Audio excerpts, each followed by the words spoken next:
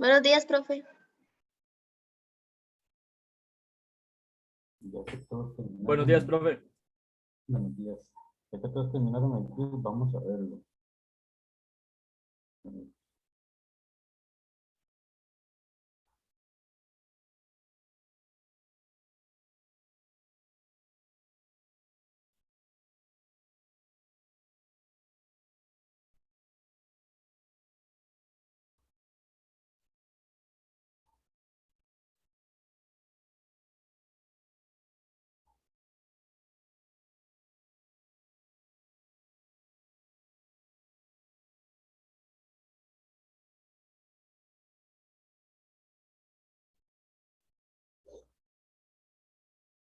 Bueno, eran dos preguntas.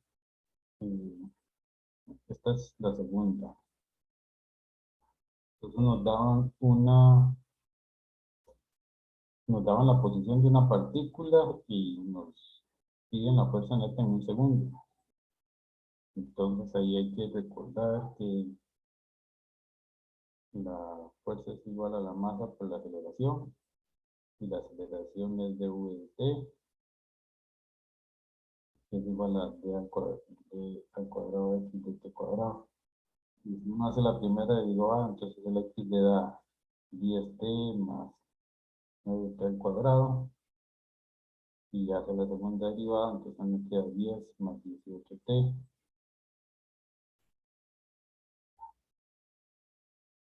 Entonces, la aceleración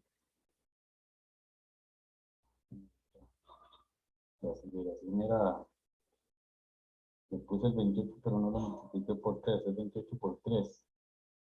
Entonces, obviamente, ahí no estaba la respuesta. ¿Alguno notó eso? Sí, profe, pero yo había marcado el 28 por la aceleración, como no encontré respuesta. Sí, sí.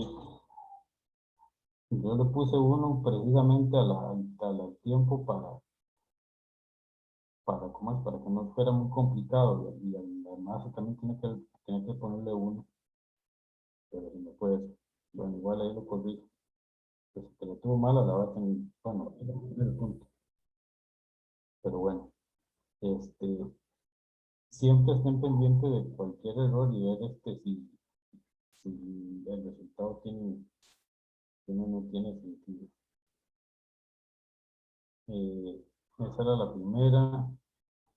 La otra era, aquí, cuidado que había que tener, era que decía cuál de estos no corresponde a un sistema más de referencia inicial. Eso lo que quiere decir es cuál de todos tiene aceleración. Entonces, si el barco se mueve a velocidad constante, no tiene aceleración. Y el desplazamiento de un carro es este, entonces el V va a ser V0t, V0. Y por lo tanto, la aceleración es igual a 0. Entonces, el segundo es un marco de referencia inicial. El bus en reposo tiene velocidad constante, 0, entonces también es un marco de referencia inicial. Y el único sería el avión que cambia a de la velocidad a una tasa de 3 metros por segundo cuadrado. Sería t igual a 3 metros por segundo cuadrado. Entonces era eso. Ok, bueno, esas eran mis respuestas de quiz. Ahora lo arreglo porque tengo que hacerlo manual. Como no puse la opción, entonces tengo que hacerlo manual. Entonces ahorita corrijo este.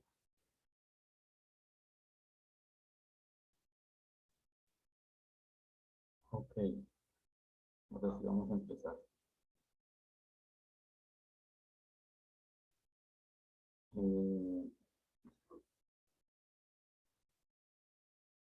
Bueno,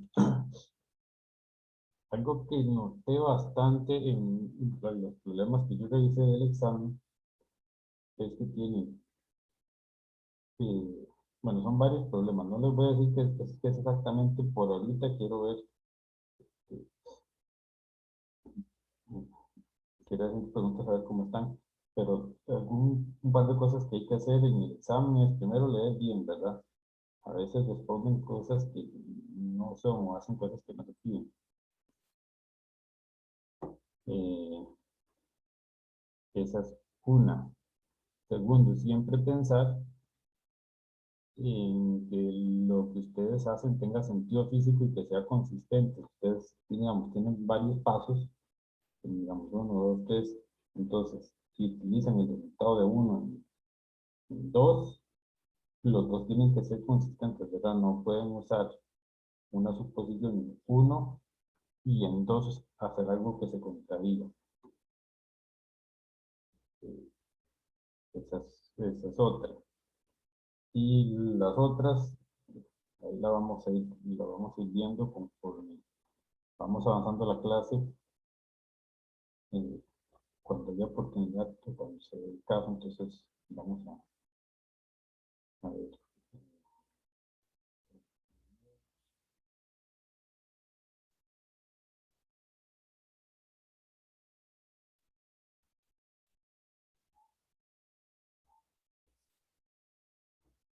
Bueno, eh,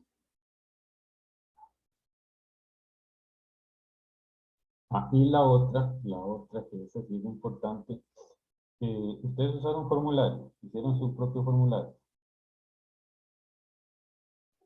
Yo sí, me hice uno.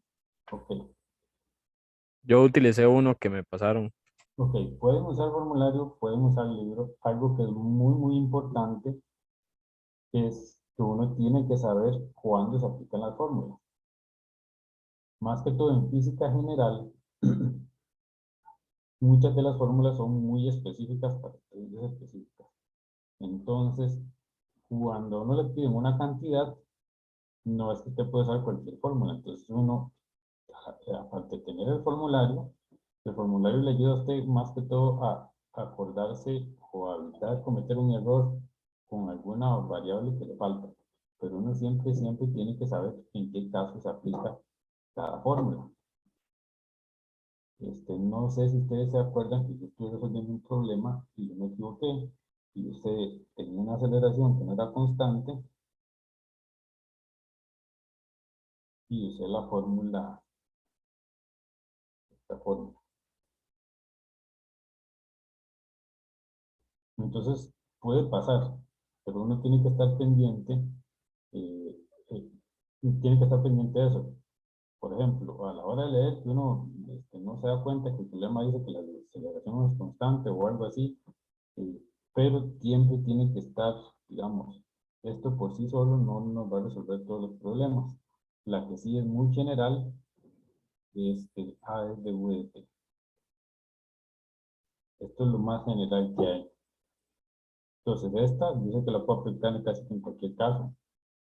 Esta no. Entonces, si una de dos, si yo me quiero evitar el trabajo y utilizar fórmulas, necesito saber cuándo aplican. Si no, entonces me tengo que hacer todo este trabajo. Entonces ahí es donde uno se tiene que preguntar y uno tiene que ver a la hora de estudiar cuál es la que le sirve más a uno para cometer menos errores, ¿verdad? Entonces, en ese sentido, cuando ustedes estudien, por ejemplo, traten de ver cuál es la que les conviene más. Por ponerles un ejemplo, hay personas a veces a las que yo les he ayudado y tienen, yo noto que a la hora de hacer conversiones, por ejemplo, escriben 18 kilómetros por hora y lo escriben así. Y a la hora de hacer la conversión, entonces generalmente se confunden y ponen ese H arriba. Entonces yo lo que les digo es que como sugerencia, si ya usted ve que usted comete ese error siempre, entonces escríbalo de esta forma y así no se confunde. Entonces cuando ustedes estén estudiando, traten de ver qué errores ustedes cometen, digamos, de algo similar a esto o un error. Errores que ustedes vean que ustedes haciendo las cosas de otra manera, aunque son más largas, les ayuda a evitar errores, ¿verdad? Porque es algo particular de cada uno, no todos, o sea, no todos somos iguales y a veces a uno se nos confunden más ciertas cosas que a otros. Entonces, cuando estudien, traten de identificar cuáles son esos detalles que ustedes pueden corregir para que cometan menos errores. Ok, bueno, vamos a empezar para no atrasarnos más. Y respecto a los otros errores, yo voy a ir haciendo preguntas y ahí sobre la marcha vamos viendo qué es lo que está mal y qué hay que corregir. Yo voy a hacer un documento también con algunos de los errores más frecuentes y los voy a compartir. La idea es que los lean y que ustedes corrijan sus errores.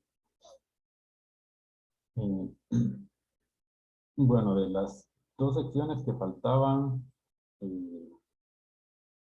del capítulo este de aplicaciones de las leyes de Newton, uno habla de movimiento a lo largo de una trayectoria.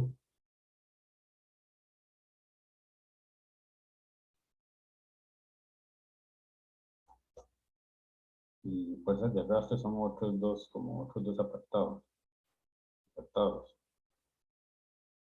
Cuando se habla de movimiento a lo largo de una trayectoria, aquí básicamente habla de la fuerza centrípeta, que fue la que ya vimos, que es la fuerza que básicamente debido al movimiento circular y que va hacia adentro, ¿verdad?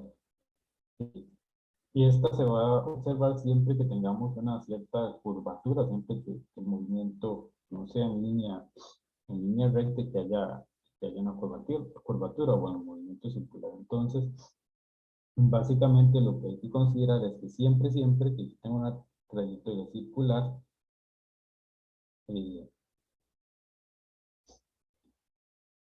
si el radio se mantiene constante, este radio se mantiene constante porque hay una fuerza que llamamos fuerza centrípeta. Esta fuerza centrípeta, esa fuerza centrípeta es simplemente una de las componentes de la fuerza neta que hace que la aceleración del objeto sea en este sentido, ¿verdad? Perdón. Y esta fuerza es simplemente una de las componentes de la fuerza neta que actúa sobre el objeto. Entonces, por ejemplo, eh, yo puedo tener una fuerza neta que va en este sentido, en el objeto. Entonces uno proyecta y obtiene aquí la componente que le da la fuerza centrípeta.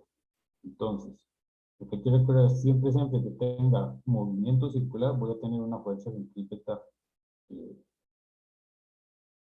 hacia adentro, ¿sí? Que hace que el radio sea constante. Porque si no fuera así, entonces lo que hace es tirar el objeto hacia afuera. Esa va a ser la tendencia. El objeto por inercia va a tender a moverse en línea recta. Entonces, cuando se mueva en línea recta, ven que el radio va a aumentar. Entonces, no se va a mantener en ese círculo. Lo otro es lo de fuerzas de arrastre. Las fuerzas de arrastre son fuerzas eh, básicamente que disminuyen la velocidad de un objeto.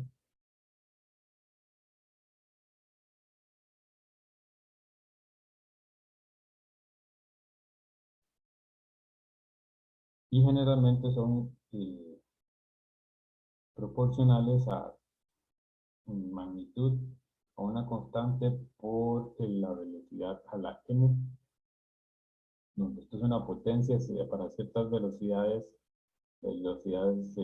bajas generalmente es el n1 y para más altas el n2.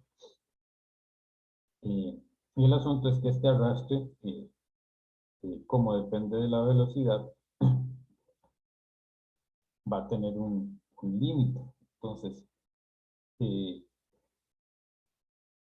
es decir, es como la fuerza de como la fuerza de arrastre. Ustedes ven que la fuerza de arrastre eh, tiene cierto valor, la fuerza de arrastre estática va variando hasta que alcance su valor máximo y ya de ahí no pasa. Entonces es lo mismo Profe, con sí. disculpe, ¿qué significa el BVN? El v es una constante y el v es velocidad a la n. Ok, todo bien. Esto es una constante y la velocidad a la n. Entonces les decía que es como la fuerza de fricción estática, que ella empieza a aumentar y llega a un punto donde ya no aumenta más. Aquí sucede lo mismo. Entonces la fuerza de arrastre va a aumentar hasta un punto. Ese punto lo encuentra uno, la sumatoria de fuerzas en Y, le va a dar la aceleración que va a ser mg menos bvn, que es igual a la masa por la aceleración en y. Entonces ven que conforme va aumentando la velocidad, este va aumentando hasta alcanzar la masa por la aceleración. Obviamente cuando llegue a igualar la más que la fuerza de gravedad, entonces ya la velocidad no va a cambiar, porque esto se va a hacer cero. Y como ya la velocidad no cambia, entonces la fuerza de arrastre no cambia. Entonces de ahí uno puede obtener que la velocidad de arrastre es igual a Vn es igual a mg entre b. Entonces el v es mg entre b a la 1 entre n. Y es en la dirección del movimiento. Entonces vean que en este caso, esto es para la coordenada en y. Entonces, si yo quiero ser más preciso, yo lo que tengo que escribir es mg menos bvy a la n es igual a 0. Si yo me muevo, esto es para este movimiento. Si yo me muevo en la dirección de x, también voy a tener una componente de la fuerza de arrastre. Si me muevo en las dos direcciones. Entonces ahí sí tengo que tener más cuidado a la hora de tratar de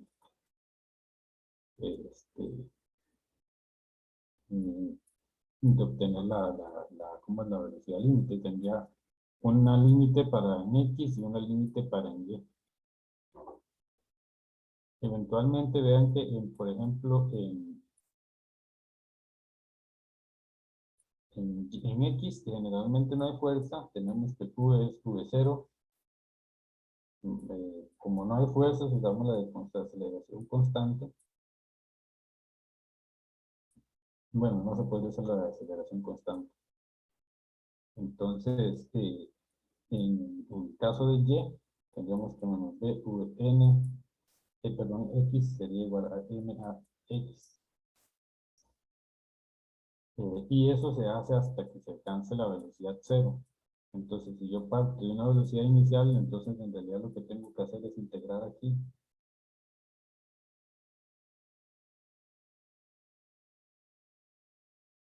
Me quedaría menos b de t es igual a m entre vx a la n de vx. Y tengo que integrar y ahí me va a dar la condición para encontrar cuándo es la velocidad de cero.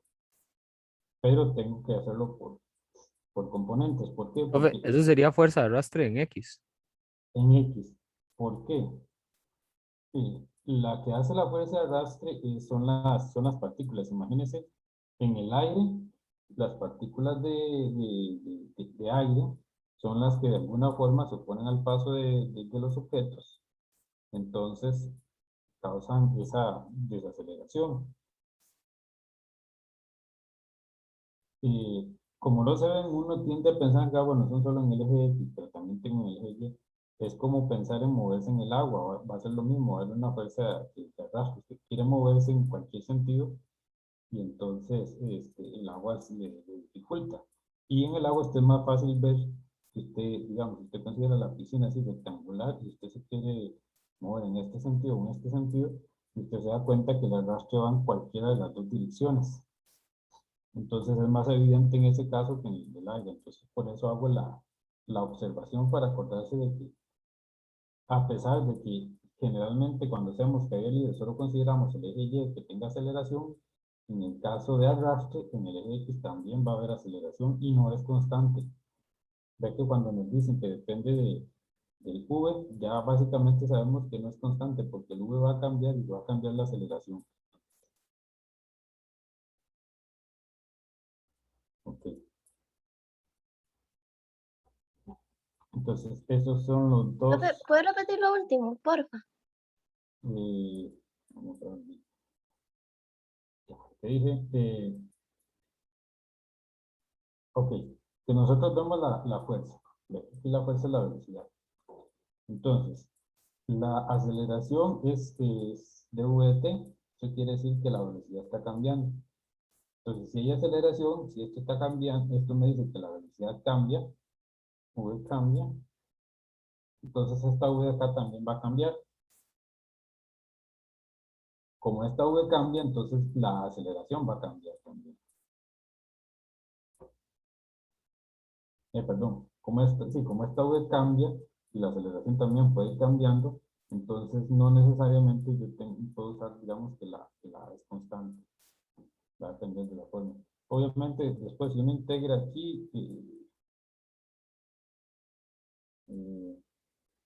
sí, jamás va a ser constante porque la aceleración, porque la V cambia, entonces ni la aceleración ni la velocidad es constante, porque ustedes lo que hacen es ustedes pensar que si hacen un paso de tiempo, entonces tengo la aceleración inicial, digamos que es 10 metros por segundo, y eso lo que hace es que mi velocidad disminuya. Después me voy de nuevo a ver cuánto va a ser la nueva aceleración, y ustedes ven que va a depender de la velocidad en ese instante. Entonces, si ya mi velocidad cambió, la aceleración también cambió. Entonces, eso me dice que la aceleración no es constante. Entonces, siempre que la aceleración no es constante, hay que tener cuidado de cuáles ecuaciones uno utiliza. Profe, y eso es totalmente porque como son fuerzas de arrastre, ellas disminuyen la velocidad. Sí, dependen de la velocidad. Tal vez tenga un poco más de sentido cuando veamos lo del momento lineal, porque básicamente lo que uno hace es ver que las partículas se oponen al cambio, ¿verdad? Entonces, si usted está moviéndose y los objetos o las partículas se oponen a ese movimiento, ¿verdad? Dependiendo de su velocidad, que es un momento lineal, así va a ser la posición que ellos le generen, ¿verdad? Es como lo de la inercia. Ven que la fuerza que usted tiene que aplicar para acelerar una masa depende de esa masa, entonces, y dependiendo de la cantidad de partículas que usted tenga y qué tan rápido, eh, hay una cantidad que se llama momento lineal, que es masa por la velocidad, que eso es básicamente lo que uno quiere cambiar. Entonces, a mayor velocidad, esta cantidad es más grande y debería ser una fuerza mayor. De momento, lo importante saber es que existe, que es proporcional a la velocidad, y que obviamente eso implica que la aceleración no es constante. Entonces las fórmulas de aceleración constante no funcionan al quinto grado.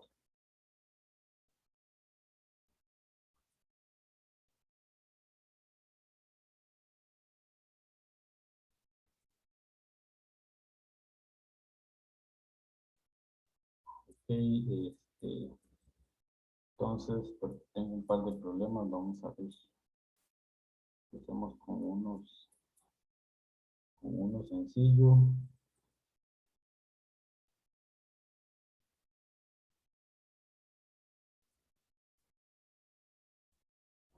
Entonces aquí nos dice hallar el módulo y la dirección del vector de la fuerza que actúa sobre una partícula de masa m durante su movimiento en el plano XY, según la ley X es igual a seno de omega t y b coseno de omega t. Ok, entonces la pregunta, ustedes ven esto es X o Y, entonces la pregunta es, vamos, le doy 30 segundos para que respondan. Entonces la pregunta es la siguiente. A partir de ese X que es A seno de omega t y Y que es B coseno de omega t, entonces la pregunta es, ¿puede usar fórmulas para aceleración constante, sí o no? De nuevo, ¿puedo usar fórmulas para aceleración constante, sí o no?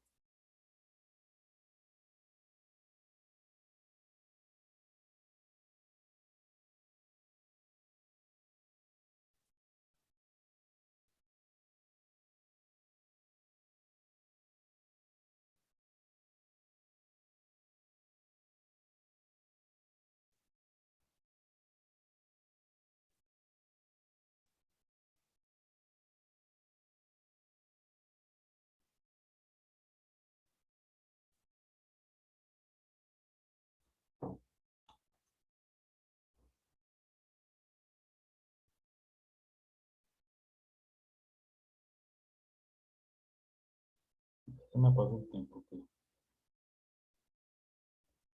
les voy a compartir el resultado y vamos a ver el V. El V sería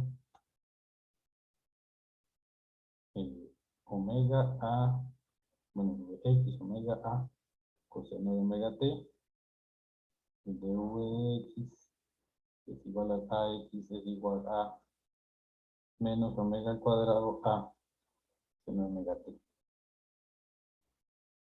Entonces, la aceleración no es constante, ven que depende del tiempo. No se puede, ¿verdad?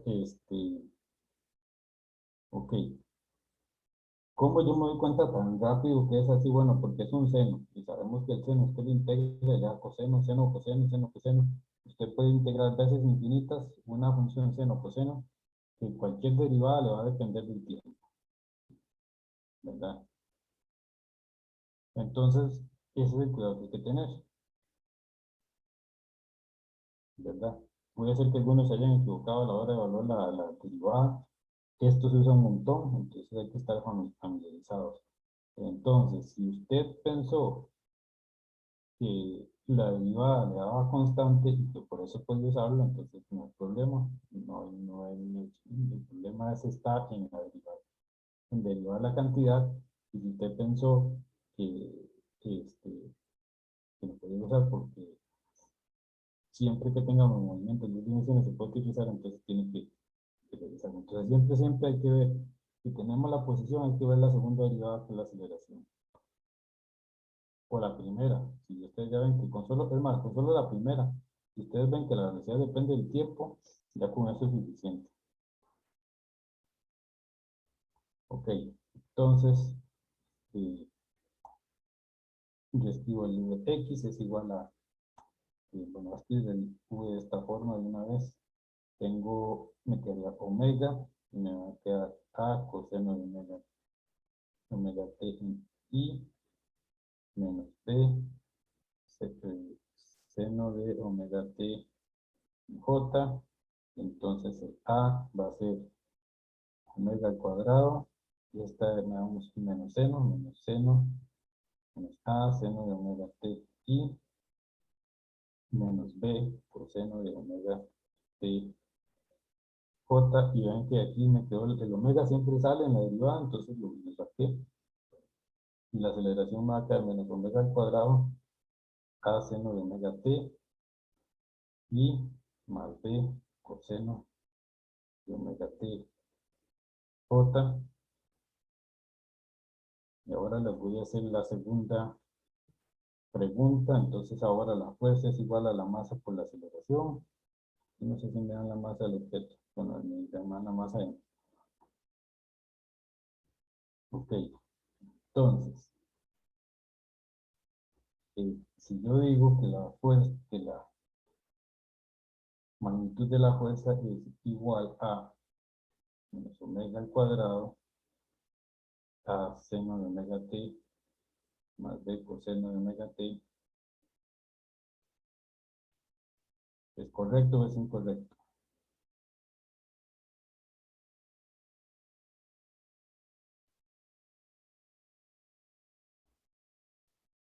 Ojo, vean que es la magnitud, entonces no estoy forzado a poner dirección.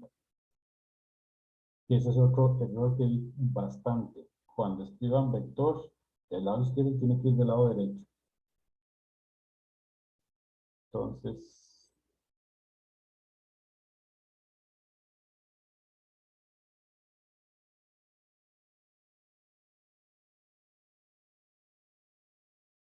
de nuevo la pregunta es si esa fórmula es correcta o es incorrecta.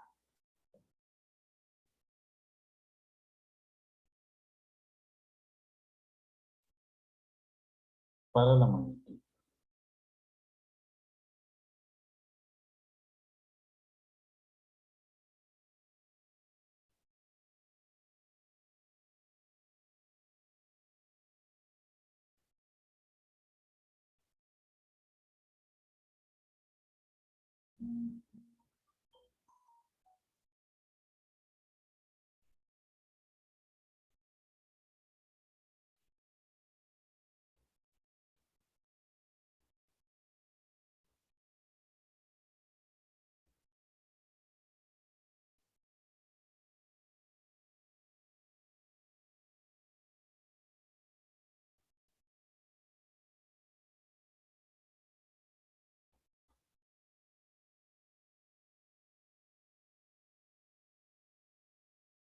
Ok, bueno, ya les di suficiente tiempo. Y se puede compartir los resultados. Ok. Aquí la respuesta correcta era la B. Esto es incorrecto porque yo cuando saco la magnitud no puedo sumar cada una de las componentes. Vea que a pesar de, yo les compartí los resultados, y vea que a pesar de lo que hemos comentado, todavía hay gente que me hace eso, que me suma las componentes cuando no se puede. Entonces, yo voy a seguir haciendo encuestas de este tipo y necesito que lleguemos a hacer que ninguno me responda que todavía hace esto, ¿verdad? Es lo mínimo que necesitamos saber y hay que corregirlo. Entonces, ninguno me responda eso en la próxima. Traten de acordarse, de investigarlo y repasarlo, pero es algo que hay que corregir, ¿verdad? Que se supone que ya se debería saber. Entonces, corrijámoslo. Y nos piden entonces bueno, lo que nos piden es el módulo y la dirección. Entonces, si yo lo escribo el vector fuerza de esta forma, entonces yo voy a tener automáticamente la dirección. Entonces es m a seno de omega t i más b coseno de omega t j. La magnitud de este vector es menos omega al cuadrado m, la raíz de al cuadrado, seno al cuadrado de omega t, más b al cuadrado coseno al cuadrado de omega t. Entonces, ¿por qué? Porque estos i y j son como en álgebra, dos letras diferentes, como decir X y Y. Son cosas diferentes y yo no las puedo sumar definitivamente. Entonces, la magnitud se obtiene de esta forma. La dirección, si yo dibujo el vector, este es el vector y este es el ángulo zeta. Entonces, las componentes tendríamos que la componente es en X, esto es a seno de omega t, para un t dado, y este es b coseno de omega t. Ok. Ese es el primer problema. Vamos a ver si nos da tiempo de hacer otro antes del deceso.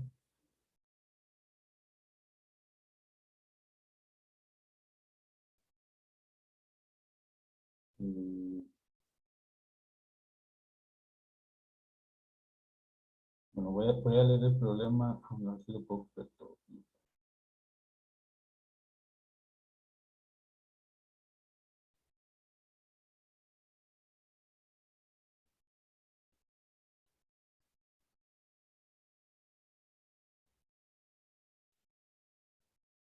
Ok, dice, encima de una tabla de mesa M1 que se encuentra sobre un plano horizontal hay una barreta de masa M2.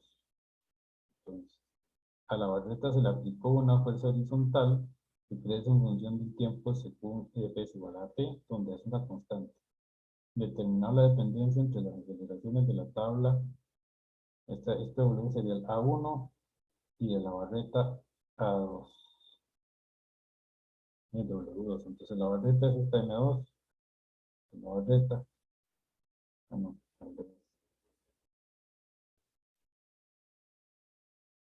la barreta es esta. Y esta de acá es esta de acá. Y nos dicen si el coeficiente de rozamiento entre estas es igual a K. ¿Verdad? Entonces, ese solo nos habla del coeficiente de rozamiento entre las dos superficies, que es la masa 1 y la masa 2, sin rozamiento en la superficie inferior. Entonces, aquí se aplican varias cosas. Si empezamos a hacer los diagramas, agarramos la primera masa, aplicamos la fuerza que nos dicen, que voy a escoger el X positivo para acá, Y positivo para acá, no vamos a ocupar el Y, pero entonces, como estoy trabajando en X, este F, pongámoslo como vectores A, T, I, y estas FR también van a ser en la dirección X. Ok, sobre el primer cuerpo tenemos la fuerza y sabemos que como hay fricción con la masa M1, tiene que haber una fuerza en dirección opuesta. Entonces, la masa M1 tiene la fuerza y la fricción es en sentido opuesto. Ahora, por la tercera ley de Newton, por cada acción yo tengo una reacción, que lo que quiere decir es que si tengo dos objetos que interaccionan, estos dos, esa fuerza de fricción es una interacción entre los dos objetos. Entonces, si yo tengo esta fuerza de fricción que va hacia la izquierda, que tiene magnitud F1, entonces el cuerpo 2 tiene que sentir una fuerza que tiene una magnitud una FR2 que tiene la misma magnitud y dirección opuesta. Eso quiere decir que FR1 es igual a menos FR2 y que en magnitud son iguales. Y esas son las únicas fuerzas. Ahora, recordamos que si empiezan a moverse desde cero, entonces la fuerza de fricción va aumentando de acuerdo a la fuerza y va a llegar a un máximo. Entonces, antes de que llegue a ese máximo, la fuerza de fricción va aumentando, existe, entonces yo voy a tener fuerza de fricción acá y voy a tener la reacción. Entonces los dos objetos empiezan a moverse juntos, porque esta masa no se va a desplazar con respecto a esta, ¿verdad? Entonces, como tener un marco de referencia en la primera, ahí no se va a deslizar sobre esa hasta que alcance el máximo. Entonces, la sumatoria de fuerzas, pongamos aquí un X' y aquí va a haber un X. La fuerzas en X' va a ser el AT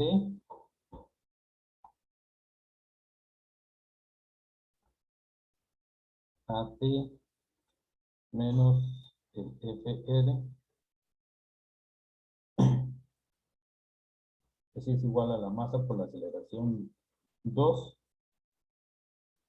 y la sumatoria de fuerzas en X, que es el de la masa 1, va a ser básicamente FR, porque es la misma magnitud, es MA1. Entonces, antes de que empiecen a moverse, como los dos se mueven juntos, entonces la aceleración va a ser la misma.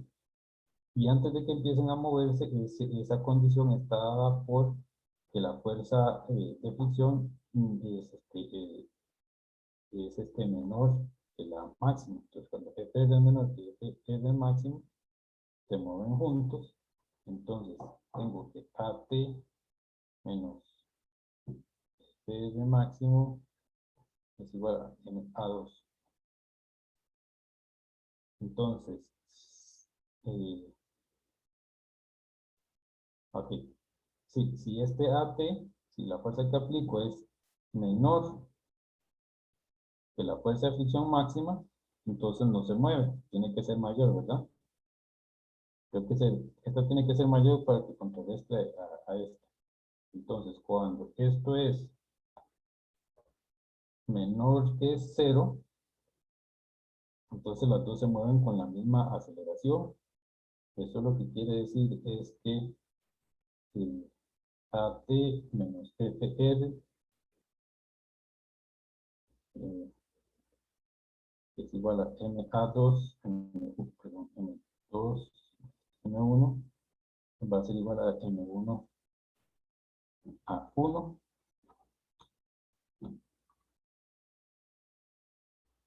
Y ahora voy a sustituir la fuerza de fricción, que es KM2G, porque esta es la normal,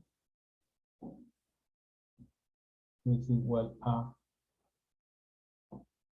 lo divido entre este M1, es igual a 1, es igual a 2.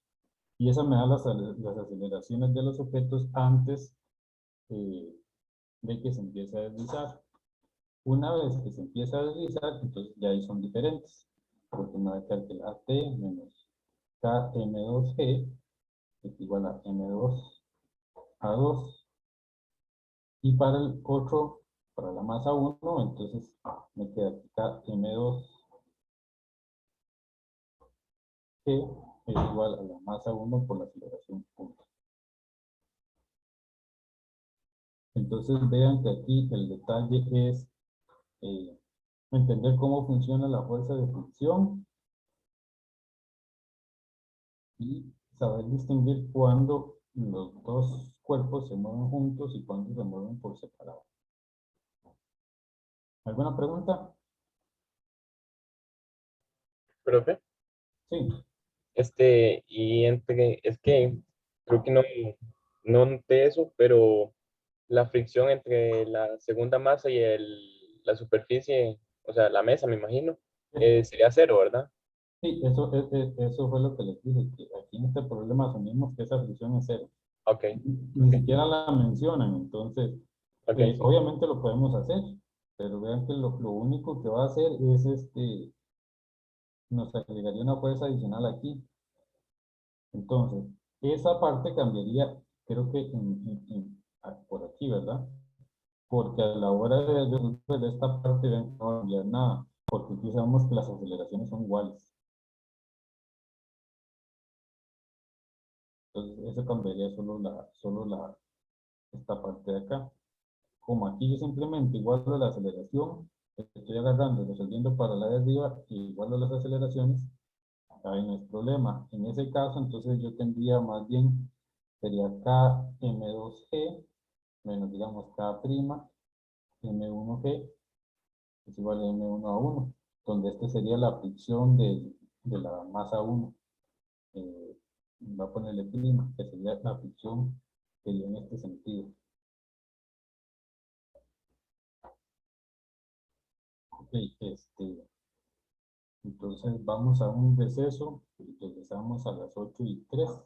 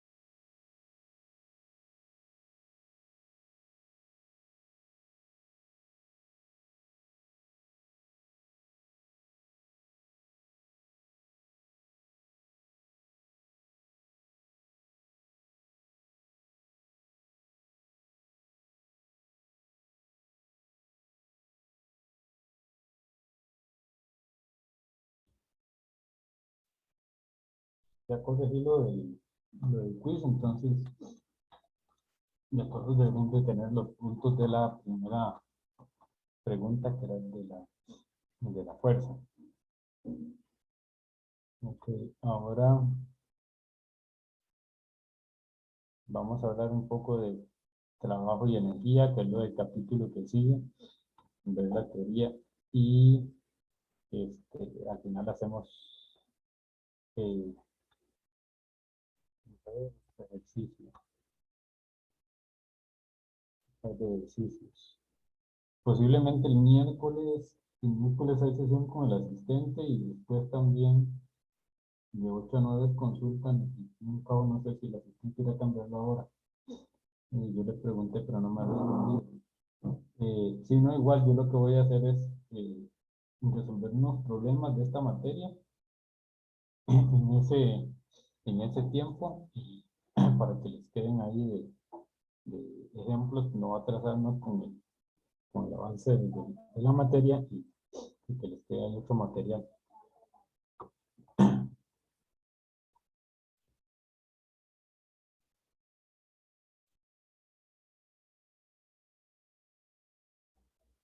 Entonces el siguiente tema es el trabajo y energía cinética. Este es el capítulo 6. Entonces aquí básicamente lo que vamos a hacer es definir la cantidad que conocemos como trabajo. Entonces supongamos que tenemos una masa sobre la cual aplicamos una fuerza en este sentido y este se va a desplazar en esta dirección.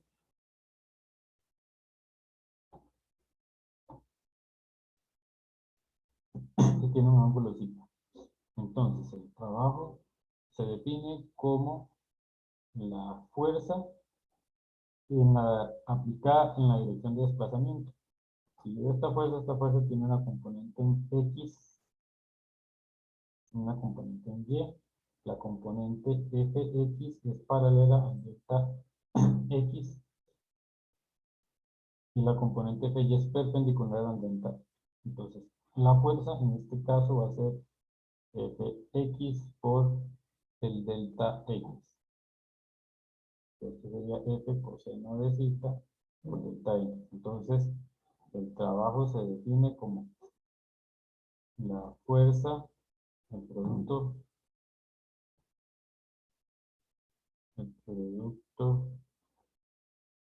de la fuerza que está paralela al movimiento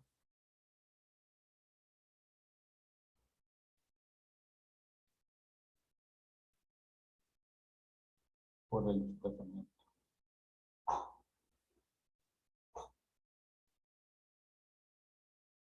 Ok, y noten que, bueno, aquí lo estamos haciendo en X, pero dice que es la fuerza paralela.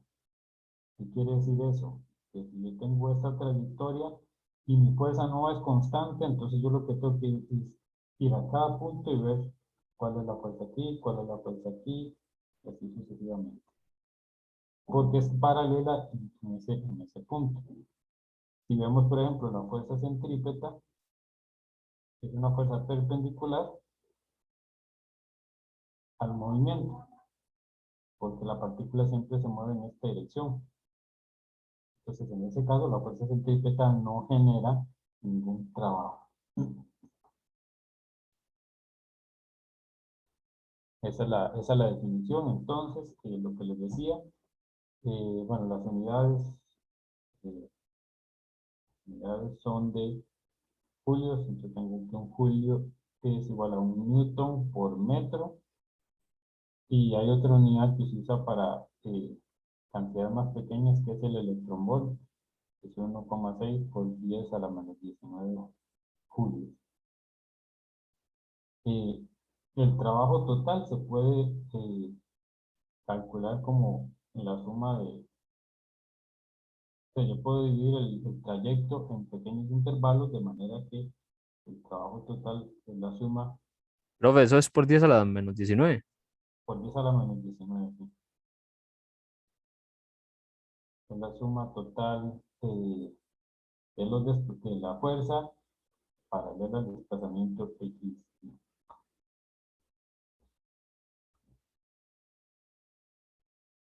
Entonces, básicamente, que es la fuerza neta X aplicando el X.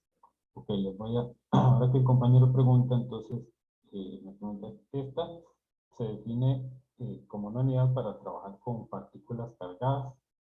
Generalmente, eh, hay una cantidad que se llama voltaje, que define la energía. Vamos a ver después energía potencial. Entonces, para un electrón, la energía potencial es la carga por el voltaje, esa cantidad de voltaje. Entonces, de ahí es donde sale el electrón volt.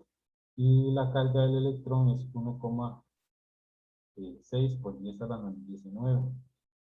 Entonces, de ahí es donde sale este factor. Es el que se usa para partículas cargadas.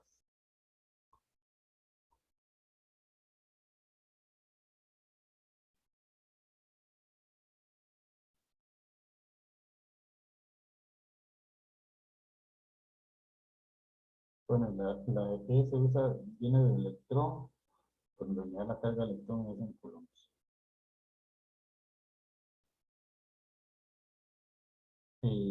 Como les decía, es la dirección paralela al desplazamiento.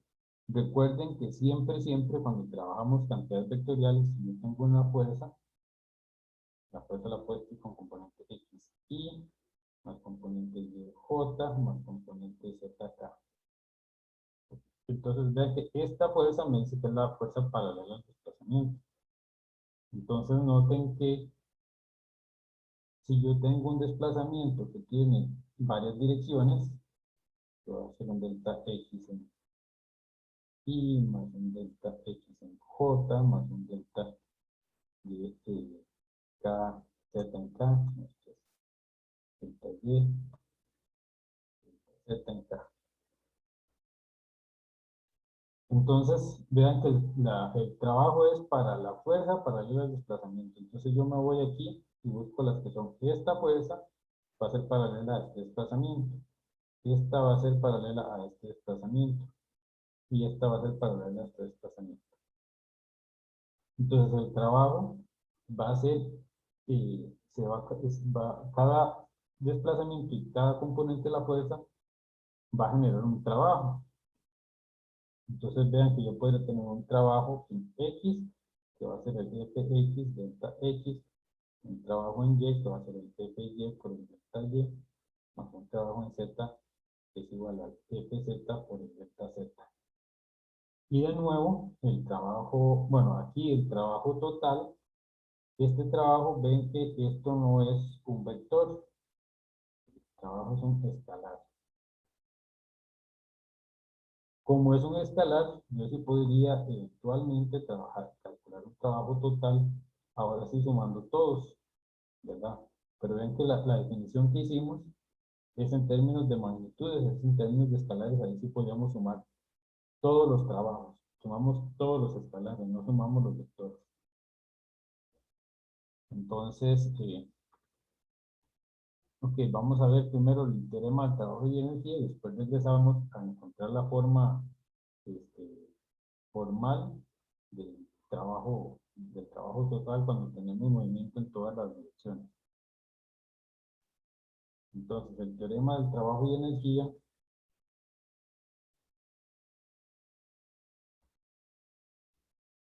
para mientras escribo, si alguno quiere quedarse después de la clase, le damos algo alguna consulta que tenga, me dice si quiere que resolvamos algún problema extra en ese lapso también.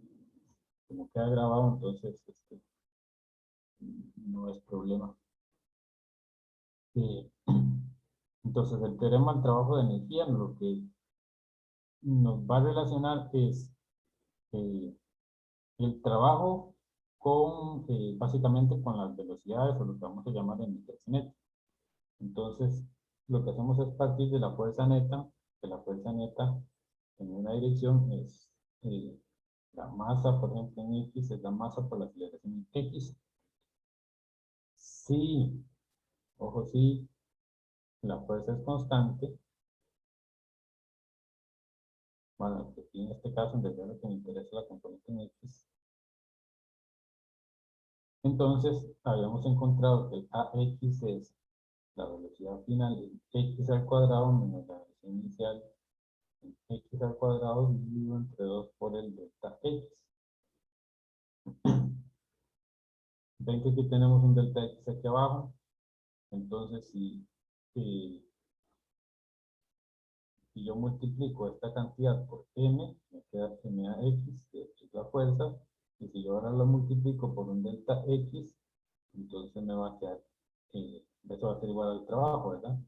Va a ser igual al trabajo en X, y voy a escribir ahora, me queda M, el AX voy a sustituir este de acá, pues, X al cuadrado menos X al cuadrado, dividido entre 2 por delta X, y ahora me queda este otro delta X, los cuales se me cancelan, entonces me da que el trabajo es igual a la masa por la velocidad final menos la velocidad inicial en X al cuadrado dividido entre 2.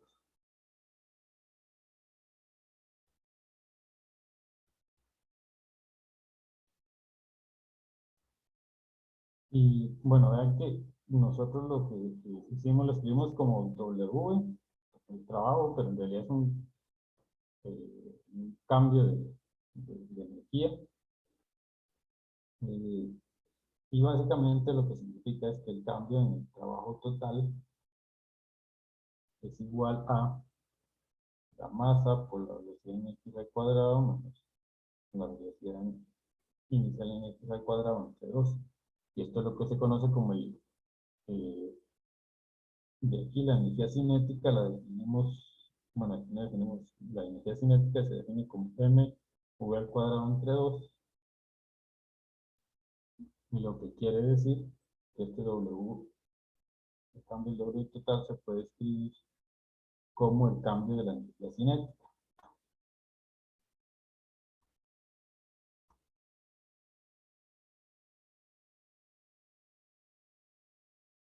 Y esto es lo que conocemos como el teorema de trabajo y energía, es decir, el cambio del trabajo o el trabajo realizado es igual a el cambio de la energía cinética de la partícula. Es el cambio porque la energía cinética final, esto es igual a la energía cinética final menos la energía cinética inicial. Depende de la masa, depende de las velocidades al cuadrado.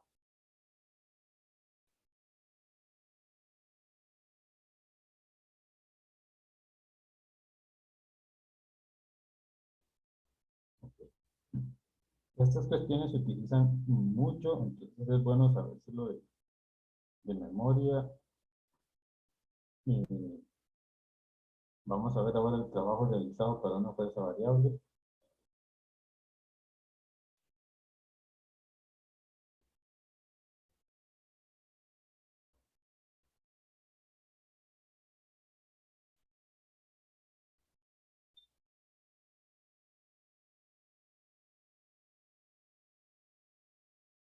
Entonces, en el caso de una fuerza variable, si nos imaginamos mm, un objeto que se mueve en esta trayectoria, en cada punto yo asocio una fuerza X.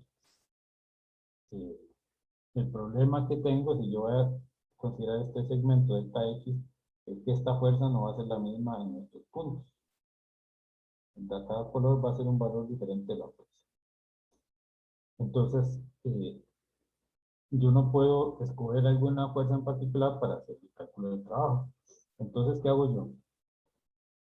Lo que yo puedo empezar a hacer es haciendo este delta X más pequeño. Si yo lo voy haciendo más pequeño, entonces yo voy a llegar eventualmente a un punto que este delta X es tan pequeño, va a ser más grande porque que sea pequeño por el tono.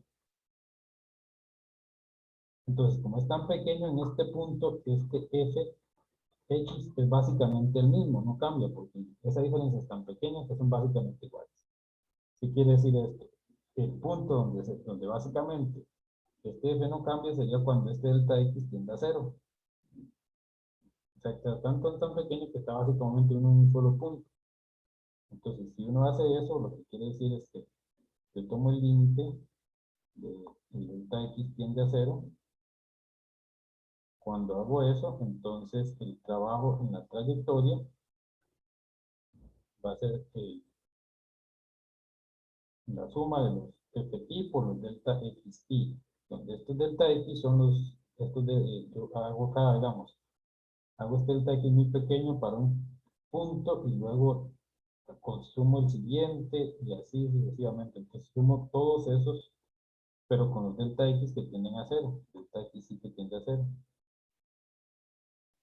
Y así me garantizo que la fuerza para cada delta x es constante. Esto yo lo puedo convertir en una integral, ya que cuando el límite del delta x tiende a 0, eso básicamente lo que se convierte es un delta x. Un delta x, la suma la sustituyo por una integral y me queda entonces el f de x. Aquí voy de un punto inicial, 1, punto final.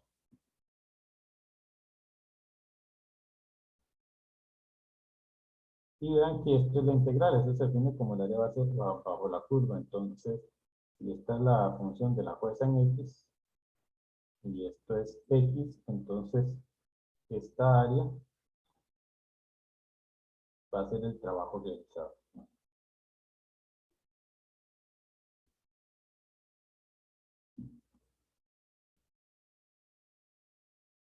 Profe, Ahora vamos me imagino que los intervalos serían como los puntos en los que se ve la menor variación del delta X.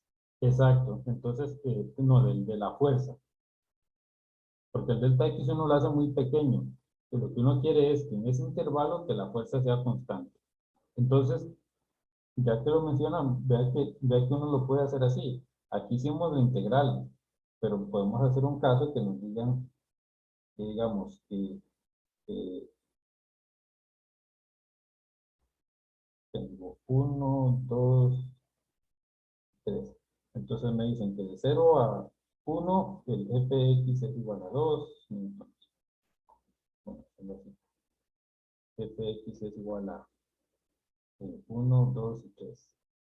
Newtons, newtons, newtons. Y voy a hacer el mismo número. Bueno, vamos a hacerlo mejor para que no se confundan. 2, 4, 5. Este va de 0 a 1, de 1 a 2, de 2 a 3. Entonces ven que si este delta fuera muy, muy pequeño, prácticamente cero, o no importa en este tamaño de que es constante, entonces yo aquí haría el trabajo, en X sería la suma de los desplazamientos, y esto es en metros, entonces el delta es 1, entonces me quedaría fx, la suma de pi de fxi por delta xi, entonces me quedaría, el primero es 2n por 1, todos los deltas son 1, me queda más 4n por 1 más 5n por 1. Todos los deltas son iguales, entonces no hay problema, pero si todos son diferentes, tienen que considerar uno de que las fuerzas sean constantes en ese intervalo. Entonces, al hacer el delta X muy pequeño, aunque la fuerza cambie, eso significa que no es este tipo, o sea, que puedo aplicarlo de esta forma, simple multiplicación. Ok. Ahora entonces, ya que lo vimos como forma de integral, x1, x2, x3, entonces vamos a ver el trabajo total. Recuerden que yo les dije que yo puedo escribir el trabajo como, si yo tengo una fuerza que es igual a fx y más fx j más f zk, y tengo un delta x que es un delta x y más un delta y j más un delta zk. El trabajo se define como el producto de la fuerza aplicada por el desplazamiento en paralelo, ¿verdad? Entonces vean que si yo veo estas dos, entonces yo tengo una fuerza que va paralela a esta, tengo otra fuerza que va paralela a esta y tengo esta que va paralela a esta. Entonces si a uno le dicen, bueno, ¿y pero cuál es el trabajo? En realidad ven que tengo tres. Y yo no puedo mezclar la componente X con la Y, ni la Y con la Z. Tengo cada uno por separado. Entonces, en realidad, para un trayecto que tenga 3, la fuerza total va a ser igual a F X delta X más E más FY delta Y más FZ delta Z. Profe, sería como un tipo producto punto. Exacto, ahí es donde quiero llegar. Entonces vean que el producto punto de A punto B es igual a X de X más a Y de Y más a Z de Z. Entonces esto yo lo puedo escribir como F punto delta Z, delta X. Y es la suma, ¿verdad? Sí. Bueno, no, está definida con el producto, ¿verdad? Ok. Es el simple producto punto. Ahora, si la fuerza es variable, entonces ustedes vieron que lo que hicimos cuando la fórmula era Fx delta x. Y cuando hicimos la fuerza variable, entonces lo que vamos a escribir es una integral de Fx delta x. Aquí lo que hacemos es algo que se llama una integral de línea. Entonces yo hago la integral de f, y ahora el delta lo hemos cambiado por un delta x, punto delta x, de un vector, de un punto inicial vector 1 a un punto final vector 2. Okay. Esto de repente les parezca confuso, pero lo que hay que interpretar es esto. Cuando ustedes vean esto, piensen en esto. Esto es una forma reducida de escribir esto, ¿verdad? Entonces, ¿qué quiere decir eso? Ah, bueno, y la integral se hace para cada intervalo, ¿verdad?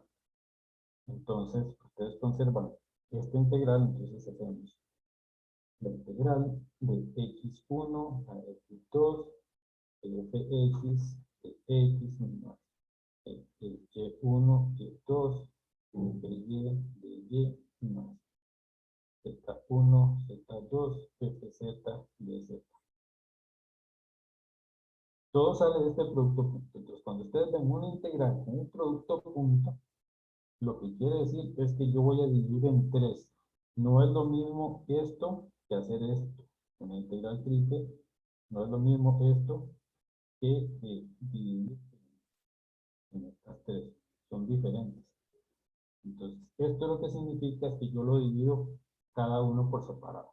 En realidad, lo que quiere decir es esto. Digamos, ustedes pueden aprenderse esto, pero con la ayuda del producto punto, ustedes a partir de esta pueden escribir esto. Significan lo mismo. Yo podría escribirlo de esta forma o de la forma que está en celeste es la más compacta. Y uno tiene que aprenderse esa equivalencia entre una y la otra.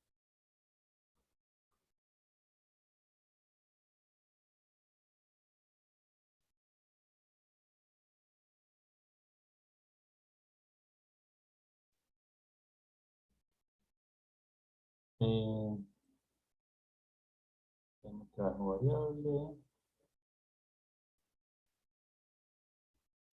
Bueno, y ahora que lo vimos en 3 dimensiones, entonces también vemos, recuerden que si yo hago la derivada del trabajo, como ahí tengo una integral, cuando yo derivo simplemente me voy a quitar la integral y me quedaría esto f de x, con ahí en el libro usan un ds, ¿verdad? Donde el ds es de xy más de j más de z.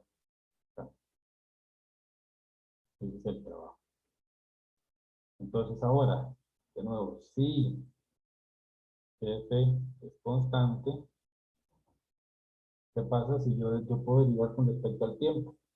Entonces, si yo ahora divido entre los de t, o sea que el periodo del trabajo con respecto al tiempo, me va a quedar el f punto ds de t.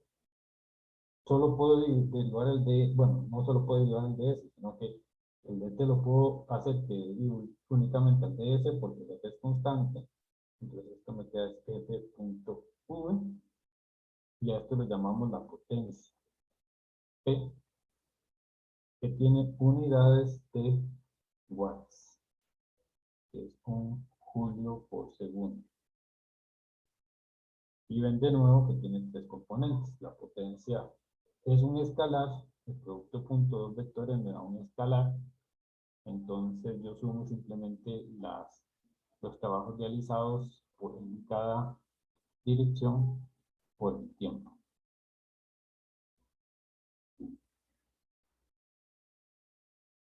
Si ahora nos devolvemos y recordamos que el delta W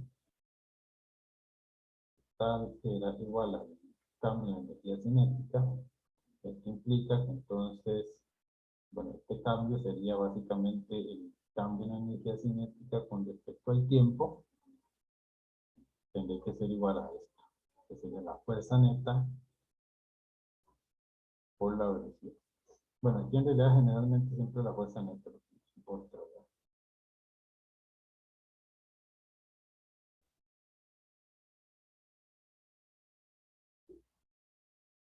Entonces, eso es lo que nos quiere decir de nuevo, es que la potencia es el cambio de energía entre el tiempo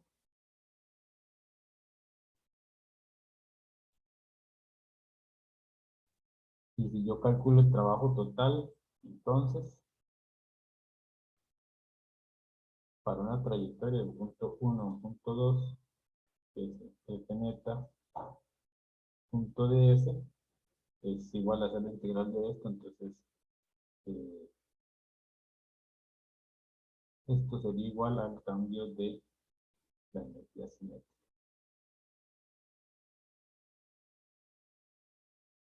Que bueno, en realidad esto sale de más arriba. Ok, entonces, bueno, vimos más definiciones de cantidades. Creo que la energía potencial la podemos dejar para el viernes, para hacer otros ejercicios. Lo que nos falta, lo que hay que tener claro es qué cantidades son vectores, qué cantidades son escalares. Las cantidades que vimos aquí son vectores, que son escalares, entonces vamos a tener siempre los productos puntos. Entonces el trabajo es un escalar, la energía es un escalar, entonces la combinación de la fuerza por el desplazamiento tiene que ir a un producto punto para que sea un escalar. En este caso sí puedo sumar todas las contribuciones, entonces puedo hacer esa palabra diferente. Para el W tengo WX más WY, por ejemplo, más WZ. Estos son contribuciones. Si se habla de un vector, digamos, y más FY J más FZK, hablamos de componentes. O sea, no es que usen, en general yo creo que no hacen la distinción, pero solo para ir acordándonos que son cosas diferentes, que aquí sí puedo sumar y aquí no, entonces voy a llamar las contribuciones. ¿Alguna pregunta?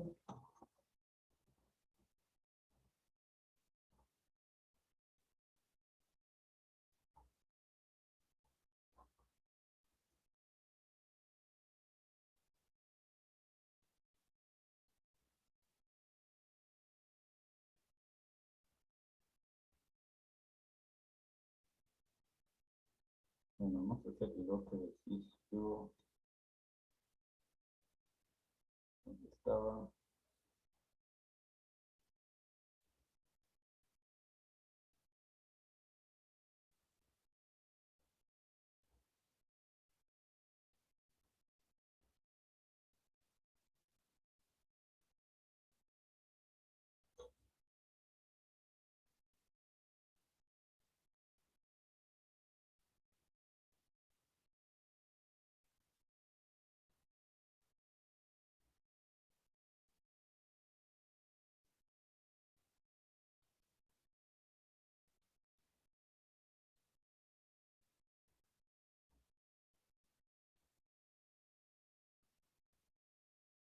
Ok.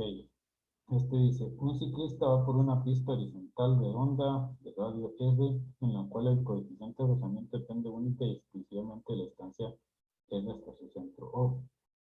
Según la ley, K es igual a K0, 1 menos R entre L, donde K0 es una constante.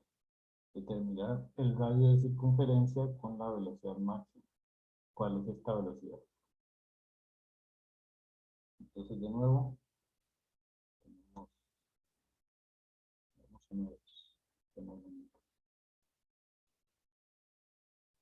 aquí se mueve el ciclista con una velocidad v constante. No dice que es una velocidad v constante, pero vamos a considerar la velocidad v constante. Entonces sabemos que si la trayectoria es circular y mantiene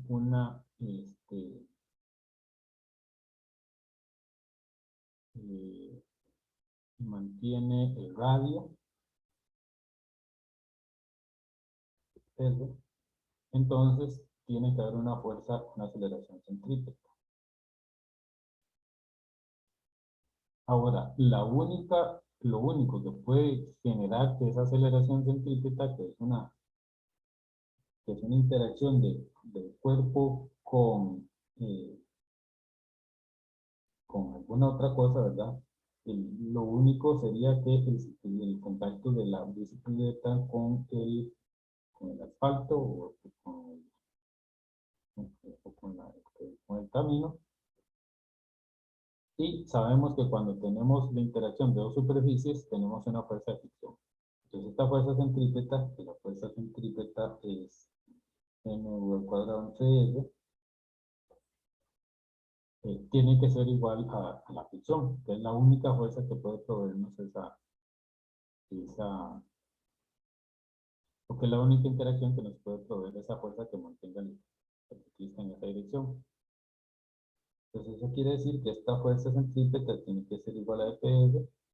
Entonces, Fr es igual a Fc, entonces eso implica que Kmg es igual a mv cuadrado entre R, recordando que el Fr es el mismo R por la normal, entonces R, M por G, donde M es la masa del ciclista. Entonces sustituimos, nos queda que K0, 1 menos R entre R por G, me falta el M, es igual a mv al cuadrado entre R. Aquí yo puedo eliminar los M, y esta R que está dividiendo la paso a multiplicar al otro lado, entonces me queda K0 por R menos R al cuadrado entre RG, que es igual a V al cuadrado. Nos piden, que eran lo que nos pedían, cuál es la velocidad máxima. Entonces, para encontrar la velocidad máxima hay que encontrar básicamente el R, donde eso sea posible.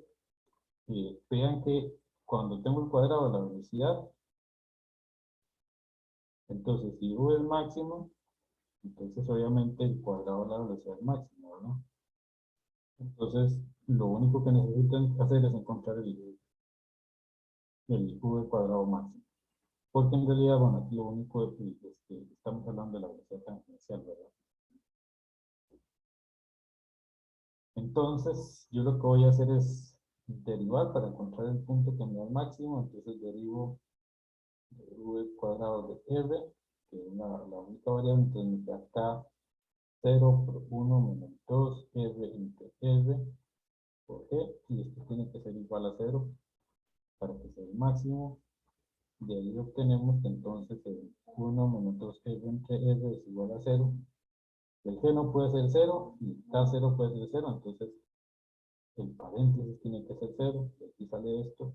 Entonces esto nos dice que R es igual a 2R y R tiene que ser igual a R menos.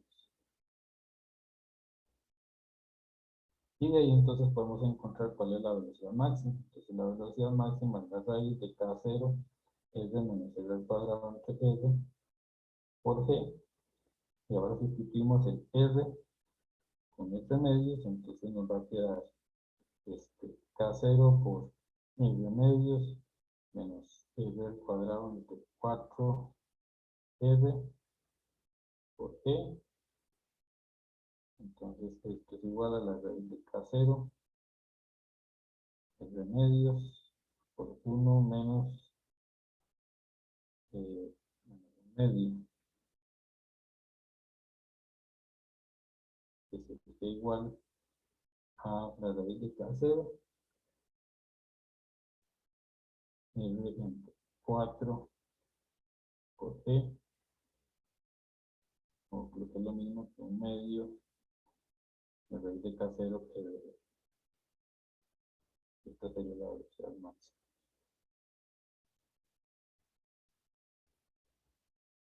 Entonces, de nuevo, el punto aquí es ver qué es cuál es el objeto que ejerce la fuerza sobre el ciclista que le permite mantenerse en ese movimiento circular, y esa es la fuerza de fricción. Si tuviera un mecate, por ejemplo, amarrado o una barra, esa también contribuiría. Que podría tener la barra, podría tener la fricción o el mecate. ¿Preguntas? Profe, una consulta, es algo que no me quedó claro, que me perdí un momento. ¿Puedo dejar un segundo? Sí. ¿Por qué razón fue que usted igual a la... ¿Cómo se llama? Esa parte a cero, la derivada de v al cuadrado entre r, entre dr. Eh, porque los máximos y los mínimos de una función, aquí estoy encontrando el máximo. Entonces, el máximo o el mínimo es donde la pendiente es cero. Ah, sí, es cierto, sí se puede analizar de esa forma. Sí, tiene razón. Y la derivada nos da la pendiente. Ah, perfecto. Muy amable. Entonces, de ahí sale.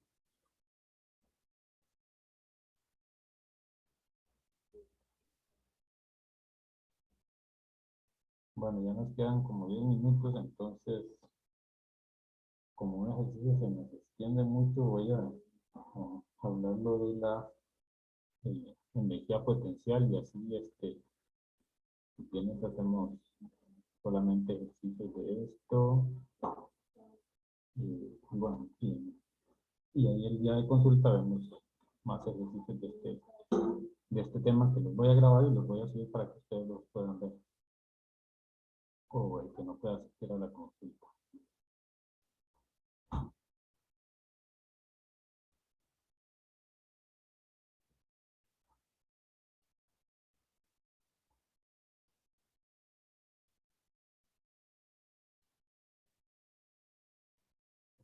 Entonces, la energía potencial de un sistema es básicamente energía que el sistema recibe y almacena.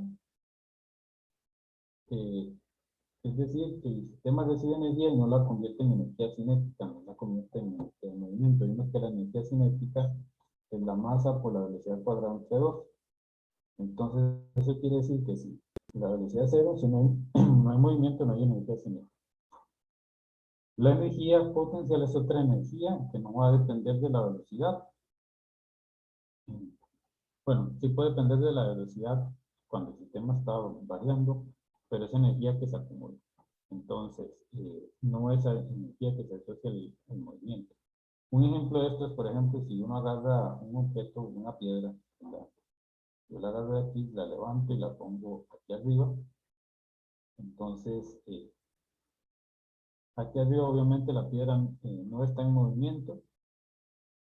Entonces no tiene energía cinética cero, pero sí tiene una energía que se llama energía potencial. ¿Por qué es energía potencial? Esta energía almacenada, ¿qué pasa si yo muevo la bola y fuera, digamos, de la plataforma donde yo la tengo? Yo la tengo aquí y la suelto. Entonces, ¿qué va a pasar? Esa energía que tiene la puede utilizar para empezar a moverse, convertirse en energía cinética. Entonces va a empezar a acelerar y va a adquirir velocidad. Entonces, básicamente lo que hace es utilizar esa energía que tenía almacenada y empezar a convertirla en energía cinética. Entonces ven que no está en movimiento, pero tiene esa energía almacenada que le va a permitir en un instante posterior adquirir energía cinética cuando empiece a convertir esa energía potencial en energía cinética.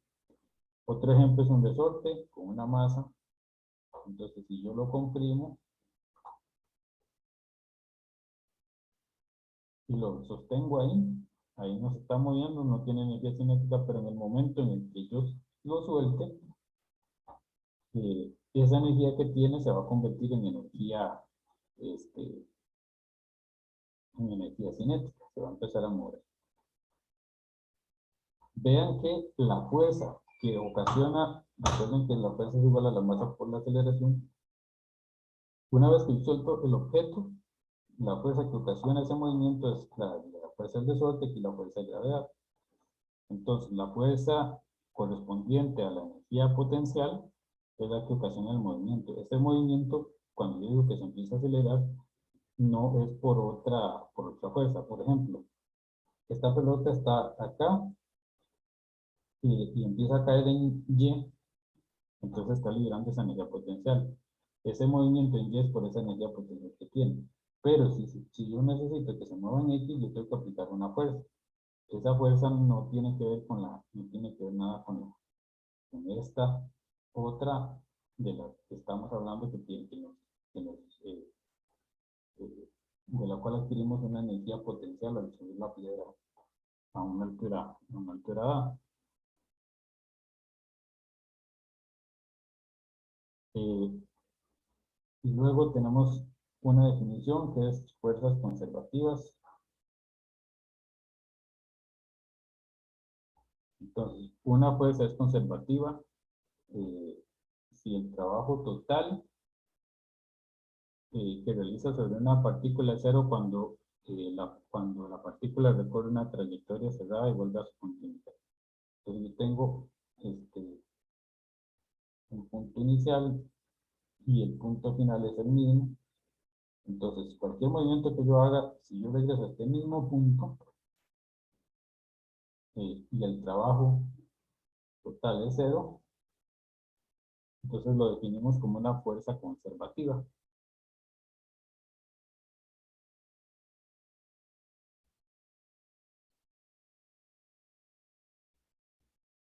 Entonces, si yo empiezo, por ejemplo, en X, 1, 2, 3, lo escribo de esta forma. Entonces, X, este es mi XF, 1, 2, 3.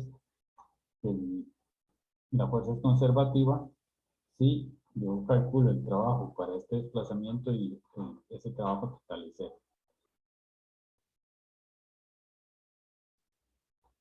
Cuando yo tengo una fuerza conservativa, el trabajo es independiente de la trayectoria. Entonces, si nos dicen que una fuerza es conservativa, eso significa que el trabajo es independiente de la trayectoria.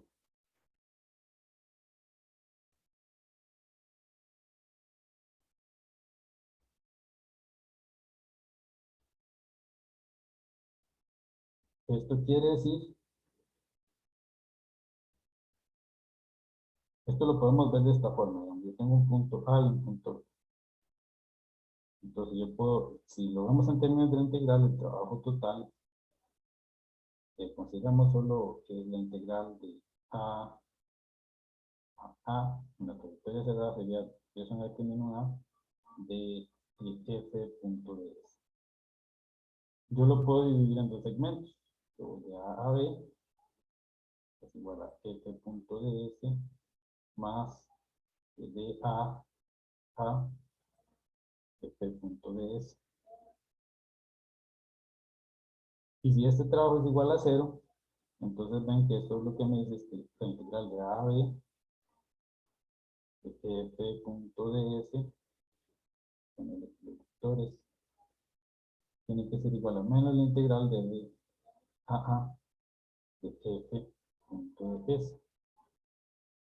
Entonces, este menos me sirve para darle la vuelta a esta trayectoria, ¿verdad? Por darle la trayectoria. En términos prácticos, vea que las dos trayectorias son diferentes, ¿verdad? O sea, para yo ir de A a B y de B a A, aunque sea una línea recta, ¿verdad? No es lo mismo, no es lo mismo que yo me mueva para acá que yo me mueva para allá. Entonces, independientemente de la trayectoria que yo escoja, como yo le puedo dar la vuelta con este menos a los límites, las dos integrales son iguales. Por eso es que para las fuerzas conservativas el trabajo no depende de la trayectoria. Yo puedo escoger cualquier trayectoria y me da lo mismo, lo que es muy inconveniente, porque si yo tengo a escoger entre montones de opciones, yo siempre escojo la más fácil. Profe, ¿Sí? a la hora de pasar, digamos, la segunda integral al otro lado, no debería cambiarse los límites de integración. No, porque yo conservé el menos. Vea que cambié, aquí lo único que hice fue despejar este menos, y lo que les digo es que este menos, para ver que son iguales, eso me va a cambiar los límites, entonces me va a quedar la integral de A a B. Lo que pasa es que si le doy la vuelta de una vez, parece que no he logrado Ah, nada. ok, yo creo que, o sea, si esa integral hubiera quedado positiva, sí habría tenido que cambiárselos, porque ese menos es simplemente por despejar. Exacto, exacto. La Ok, ok, dejé- gracias. de esta forma la dejé con el fin de notar de que no son exactamente la misma integral, porque ya que lo que dice específicamente es que no depende de la trayectoria. Entonces, el punto es que aquí, si yo voy de A a B, la trayectoria no es la misma que devolverse. O sea, y los puntos en el espacio físico es lo mismo, pero el sentido en el que yo me muevo no es exactamente el mismo, ¿verdad? Entonces, esa es la diferencia. Aquí parece que quedan igual, pero no necesariamente. Parece que es la misma integral, pero no necesariamente la misma. Tú puedes coger cualquier otra. A partir de eso, entonces uno puede definir algo que se llama la función de energía potencial o la energía potencial. Entonces, W es igual a la integral de 1 a 2 de este punto de S. Y esto lo definimos como el cambio de la energía potencial o el delta U, que nos va a quedar U2 menos U1 es igual a el menos F punto de S. Y eso lo definimos como el cambio de energía potencial. Si hacemos un diferencial, si tomamos la derivada del U, bueno, esto nos define, a partir de aquí definimos el U, que podemos hacer un diferencial entre U, que es igual a menos F punto de S. ¿Por qué el de U? Porque, bueno, si yo integro aquí, ¿verdad? Entonces U va a ser U2 menos U1 es igual a menos la integral del F punto de S. Y esto es lo que definimos como la energía potencial, que de nuevo es igual al negativo del trabajo. Es decir, el trabajo que realizamos eventualmente se va a convertir en energía potencial. Algo que es muy importante de por qué nosotros utilizamos estas cuestiones de energía. Vean que son escalares. Son cantidades que son escalares, en el otro caso tenemos vectores. Los escalares son muchísimo más sencillos de manejar, nos resuelven un montón de problemas. Entonces es muy conveniente para trabajar. El otro beneficio es que estas relaciones que tenemos entre energía potencial y energía cinética nos van a llevar a teoremas de conservación de energía.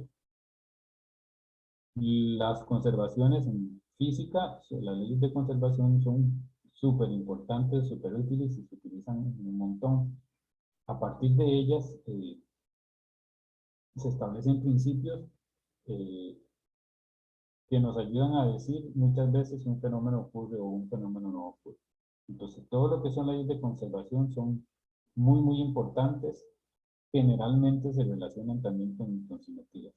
Entonces, todo lo que son estas cantidades de trabajo y energía potencial, como son escalares, y después se van a relacionar eh, con teoremas de conservación, son súper, súper útiles.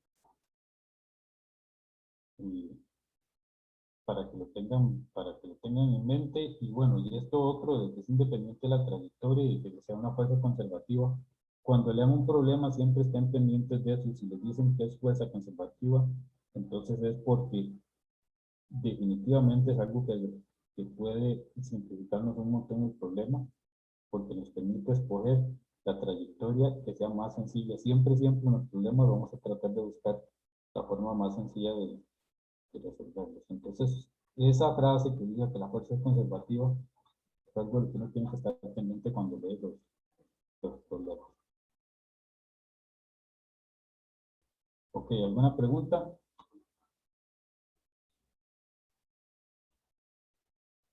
Pero ¿puede explicar rápidamente otra vez lo de la U? Lo de la U. Aquí,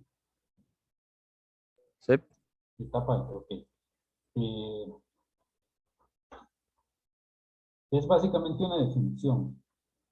Es una definición de la energía potencial.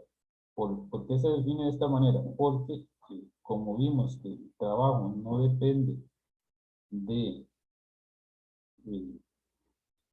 no depende de la trayectoria, definimos esta cantidad que se define en energía potencial. Es básicamente el negativo del trabajo realizado entre dos puntos. Es es simplemente una definición.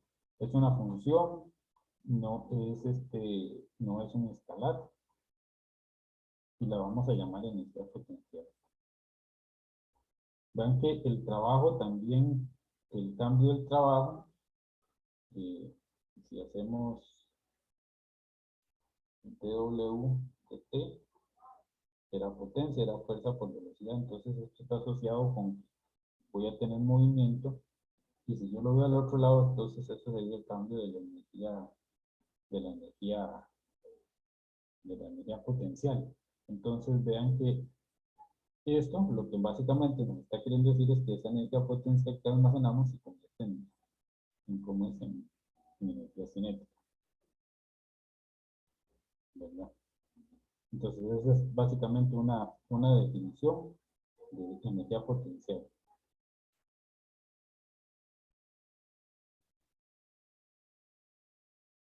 Y ve que se define con respecto a dos puntos, ¿verdad? Necesita un punto de referencia, esto es muy importante también.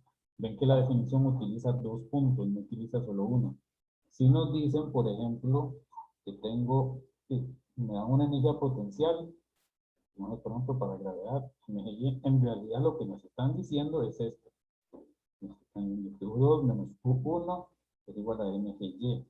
Estamos definiendo este como el cero, como el punto de referencia, entonces al final solo se usa el Q. Pero siempre hay dos puntos de referencia. Si solo nos aparece uno, es que quiere decir que usaron un punto de referencia donde la otra U es cero.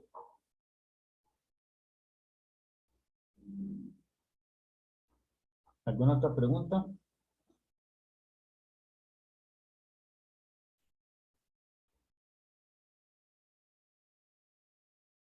Ok, entonces la clase termina oficialmente aquí. ¿Alguno tiene alguna pregunta de ejercicios o de lo que hemos visto hasta la fecha?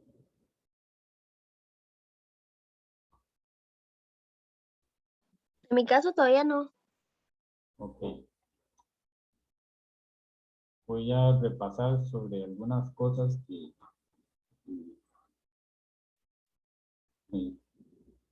debemos practicar. Entonces, recuerden lo de vectores. Eso que hay que corregirlo, que no me cometan los errores que me tienen en la pregunta. Eso tenemos que tener 0 errores, ¿verdad? Es súper importante. Eso es lo primero que hay que resolver. Y ahora o sea, no necesariamente van a salir este tipo de problemas, pero recuerden que cuando tenemos planos inclinados y esas cosas, recuerden poder sacar todos los ángulos. Y lo que yo les decía, hacemos perpendiculares a todas las líneas, los perpendiculares, paralelas, y a partir de ahí encontrar los ángulos. Si este es alfa, entonces empezar a encontrar cuál es este de acá, luego este de acá, y así sucesivamente. Esto es algo bastante importante. Saber reconocer cuándo se aplican las fórmulas.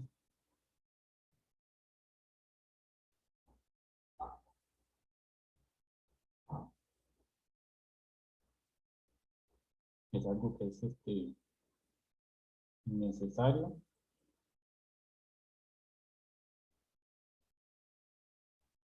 ¿Qué más?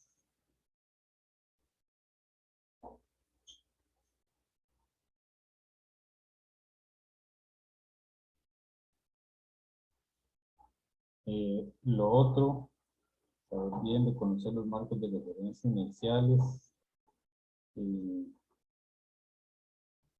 Pero bueno, de momento esto es como lo más importante.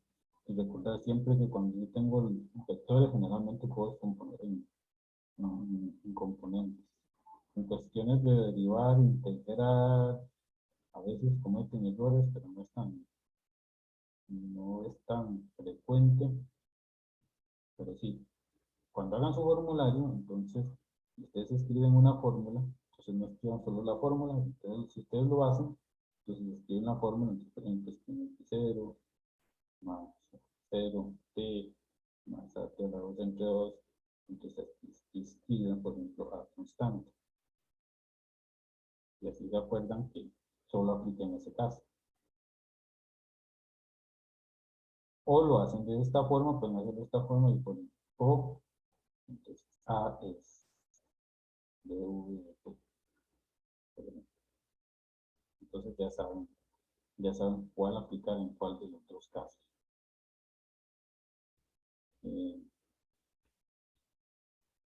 Bueno, entonces traten de repasar y lo que voy a hacer es hacer más ejercicios el día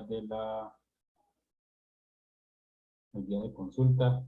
Si están estudiando y tienen algún ejercicio, entonces me lo pueden enviar y yo lo resuelvo en consulta para que nos vayan quedando ahí de referencia.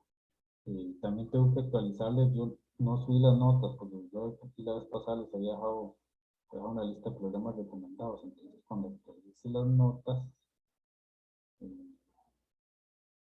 por aquí en alguna página, creo que,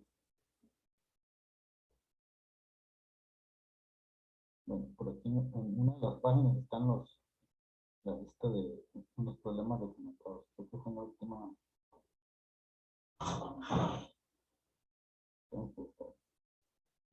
Pero bueno, entonces, si no hay más preguntas, podemos quedar así por el día de hoy y el miércoles, los que quieran, nos vemos para resolver problemas. Perfecto, gracias. Está bien, profe. Profe. Luego. Hasta luego. Gracias, profe. Bien.